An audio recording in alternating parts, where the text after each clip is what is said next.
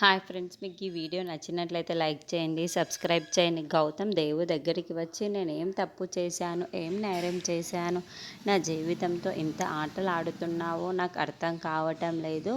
నా బిడ్డని తీసుకొని నీ దగ్గరికి ఆశ్రమం కోసం అని వచ్చాను, కానీ నా బిడ్డను పోగొట్టుకునేలా నువ్వు ఈ విధంగా చేశావు, ఎందుకు ఇలా చేశావు అని చెప్పేసి దేవుణ్ణి నిలదీస్తూ ఉంటాడు. ఇంతలో అక్కడికి పంతులు గారు గౌతమ్ దగ్గరికి వస్తూ ఉంటాడు. ఏం జరిగింది నాయనా అని చెప్పేసి పంతులు అడుగుతూ ఉంటాడు.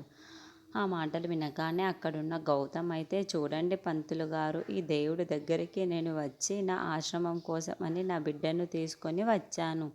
ఇప్పుడేమో నా బిడ్డని నేను కోల్పోయాను, ఇంతకుముందు నా భార్యను కోల్పోయాను, ఇప్పుడు నా బిడ్డని కోల్పోయాను.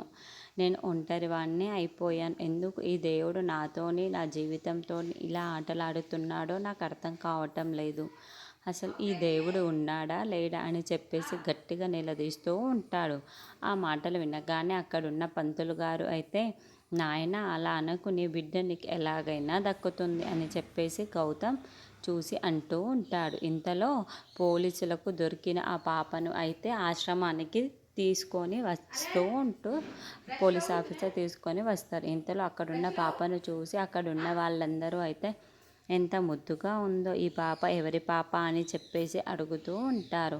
ఆ మాటలు వినగానే అక్కడున్న పోలీస్ ఆఫీసర్ అయితే, ఏమో తెలియదు కానీ నాకు దొరికింది, ఈ ఆరాధ్య ఆశ్రమంలో ఉంచితే మంచిది అనిపించింది, అందుకే ఇక్కడికి తీసుకువచ్చాను అని చెప్పేసి పోలీస్ ఆఫీసర్ అంటాడు. ఆ మాటలు వినగానే అక్కడున్న వార్డెన్ అయితే ఆ పాపను తీసుకొని, ఎంత ముద్దుగా ఉందో ఈ పాపని చూస్తే నాకే చాలా ముచ్చటేస్తుంది అని చెప్పేసి అంటూ ఉంటుంది.